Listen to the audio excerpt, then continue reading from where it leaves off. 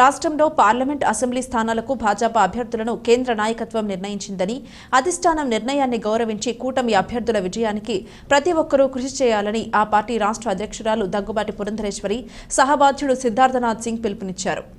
దగ్గుపాటి పురంధరేశ్వరితో పాటు భాజపా ఏపీ ఎన్నికల సహబాధ్యుడు సిద్ధార్థనాథ్ సింగ్ తూర్పు గోదావరి జిల్లా రాజమహేంద్రవరం క్వారీ మార్కెట్ సెంటర్లో ఉన్న బీజేపీ కార్యాలయంలో పార్టీ ముఖ్య నాయకులతో సమావేశం నిర్వహించారు. పురంధరేశ్వరి మాట్లాడుతూ అనపర్తిలో భాజపా జెండా ఎగరాలని పిలుపునిచ్చారు. భాజపా కార్యకర్తలు కేవలం మన అభ్యర్థి కోసమే కాకుండా తెదేపా జనసేన అభ్యర్థులను గెలిపించాల్సిన బాధ్యత ఉందన్నారు. కూటమి రాష్ట్రంలో కేంద్రంలో అధికారంలోకి రావాల్సిన అవసరం ఉందన్నారు.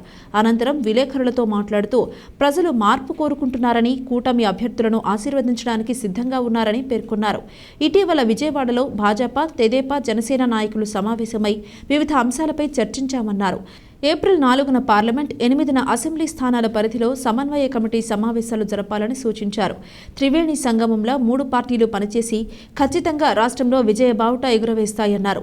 వారికి బొమ్మల దత్తు, రేలంగి శ్రీదేవి, అడబాల రామకృష్ణ, కురగంటి సతీష్, నర్సిపల్లి హారిక తదితరులు ఘనంగా స్వాగతం పలికారు.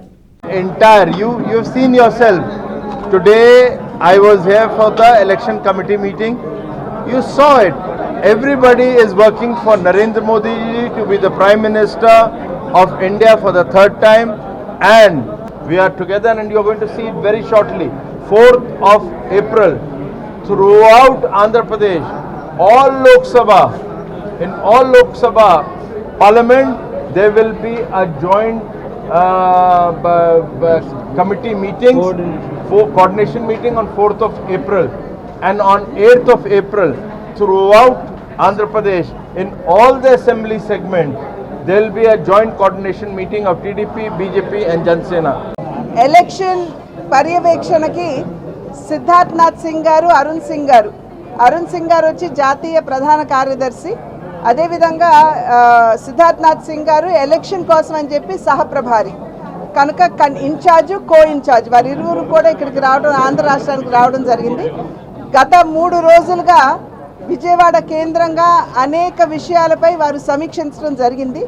దానిలో ఏ రకంగా ఒక ప్రణాళికతోటి మనం ఎన్నికల్లో వెళ్ళాలి, పొత్తు ఉన్నటువంటి సందర్భంలో పొత్తు ధర్మం ఏమిటి, ఇటువంటి అంశాలపై వారు విస్తృతంగా కార్యకర్తలందరికీ కూడా తెలియజేయడం జరిగింది.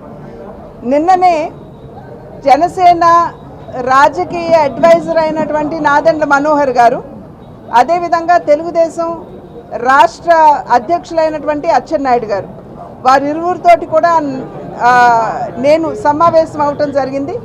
ఆ సమావేశంలో కూడా అరుణ్ సింగ్ గారు, సిద్ధార్థనాథ్ సింగ్ గారు ఉన్నారు.